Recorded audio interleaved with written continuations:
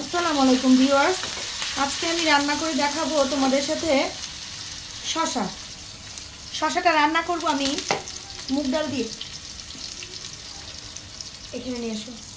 এই যে মুগ ডাল, আমি মুগ ডালটা ভেজে খুব ভালো করে সিদ্ধ করে নিয়েছি। দেখেছো মুগ ডালটা কিন্তু একদম গলে গেছে, আমারটা একটু বেশি গলে গেছে। এই পেঁয়াজটা হালকা একটু ব্রাউন শেপ নিয়ে আসবো। পেঁয়াজটা ভেজে ভেজে হালকা একটু ব্রাউন শেপ এলে তারপরে বাকি মশলাগুলো আমি এখানে অ্যাড করব। তুমি এই সাইডে আসো। পেঁয়াজটা দেখো আমার হালকা একটু ব্রাউন ব্রাউন শেড এসেছে। এই সময় আমি এখানে দিয়ে দিব 4-5টা শুকনো মরিচ। তারপরে একে একে সবগুলো মশলা অ্যাড করব। শুকনো মরিচটা দিয়ে প্রথমে আমি এখানে লবণ দিয়ে দিব। লবণ দিয়ে দিলাম। যেহেতু শসার আর ডালের তো মিশ্রণ, হলুদ দিব পরিমাণ অনুযায়ী, খুব বেশিও না খুব কমও না। ঝাল তোমরা যে যেরকম খাও ওরকম ব্যবহার করবা। যেহেতু আমি, আমার বাচ্চারা, আমাদের ফ্যামিলির মানুষ আমরা একটু ঝাল বেশি খাই, তো একটু বেশি দিলাম। ধনিয়া দিব, জিরা সামান্য পরিমাণ। এরপরে এখানে আমি দিব আদা রসুন।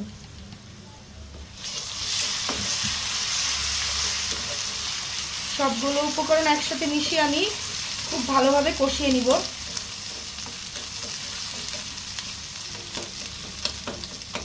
এই মশলাটা কষাতে কষাতে আমি এখানে শসাগুলো দিয়ে দিব। অন্য সব তরকারি রান্না করার সময় যেমন আমি মশলার যে গন্ধটা ওটা না থাকে যেন, এই জন্য পানি দেই, কিন্তু এখন পানি দিব না, শসা দিয়ে দিব।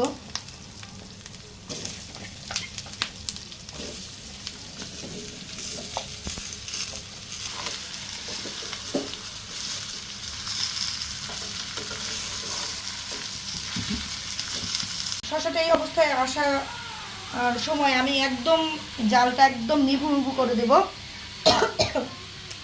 আর শসাটা ঢেকে দিব। শসার পানিটা উঠে শসা সিদ্ধ হয়ে যাবে।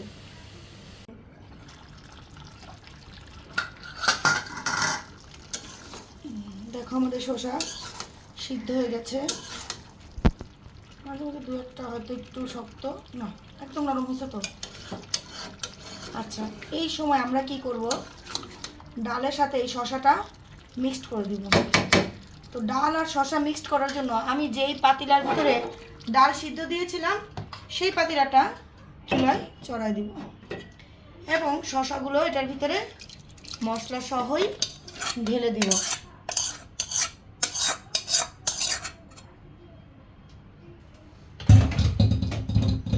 এই মুহূর্তে আমি চুলার আঁচটা একদম ফুল বাড়িয়ে দিব। তারপরে এটা ভালো করে নাড়াচাড়া করে দেব। ডাল শসা মিক্সড হয়ে গেছে। এখন এটা একটু ঘন হওয়ার জন্য আমি চুলায় কিছুক্ষণ বসিয়ে দেব।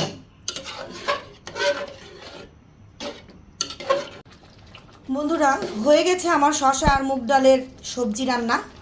আমি এখন এটা লবণ চেখে দেখবো কেমন হয়েছে। সত্যি মজাই হয়েছে। এটা তোমরা ভাত, রুটি অথবা পরোটার সাথে খেতে পারো, খুব মজা লাগবে আমার মনে হয়। আমার ভালো লাগছে। তোমরা বাসায় এই রেসিপিটা তৈরি করবা এবং আমাকে জানাবা যে তোমাদের কাছে কেমন লেগেছে। এই হচ্ছে আমার শসা মুগ ডালের সবজি। এটা ভাত, রুটি এবং পরোটার সাথে, যে কোনো কিছুর সাথে তোমরা খেতে পারো। লুচি দিয়েও ভালো লাগবে। এটা তোমরা রান্না করবা, এই রেসিপিটা রান্না করবা, খাবা এবং আমাকে অবশ্যই কমেন্টসে জানাবা যে কেমন লাগলো তোমাদের কাছে আমার এই শসা এবং মুগ ডালের সবজিটা। তো আজ এখানে রাখছি বন্ধুরা, আল্লাহ হাফেজ।